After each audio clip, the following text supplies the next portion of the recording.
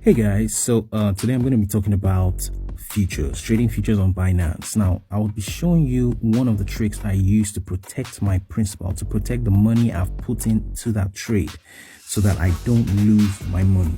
And this is how I hardly lose money in futures. Futures is very risky. It's a very, very dangerous way to trade crypto, especially in these times that, volatility is really high and we seem to be in a very serious bear market actually.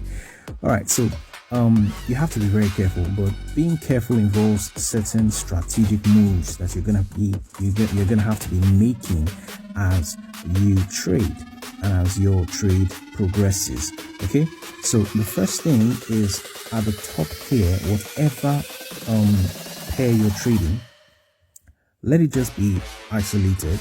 That's if it's one single trade you're doing, isolated is fine. Just stay on isolated. But if you're doing a number of trades, you're entering different positions at the same time, and you want the available money you have to be able to be spread out as maybe you're being liquidated and stuff like that. You want to be able to put more money into those individual trades, then you use cross. But isolated is fine because that just focuses all your money on one particular trade.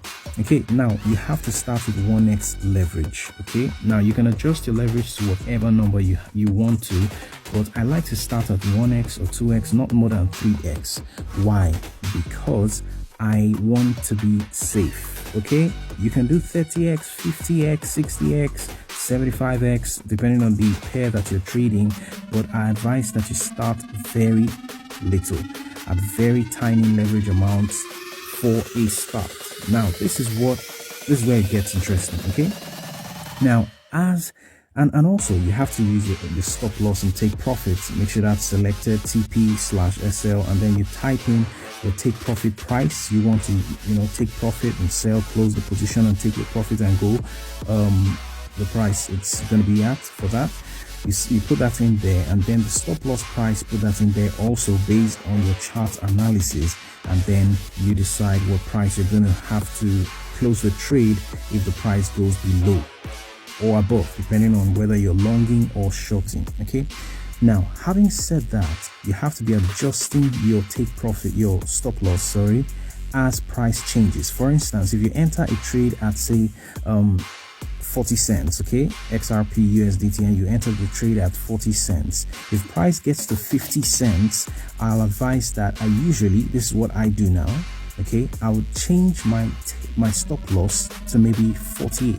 Okay, 48. That means that even if my stop loss is triggered, price comes down to 48 from 50 cents, I will still have made profit of 8 cents per coin. Do you get what I'm saying? So that's a way you need to be actively protecting your principal.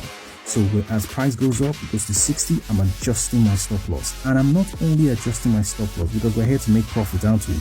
We're here to make profit. So the more the merrier, the more money you're making, the merrier. So after I have protected my initial investment, my principal, price is say at 50, and I set the stop loss at 48, what I'm going to do at that point is I'm going to change the leverage. So the leverage can now be something like 30, or I can say 60. I can even be wild and say 75, and then I confirm that, and it changes. Okay, on the trade, that is on the trade. You go to your positions, and then you're adjusting these things on the positions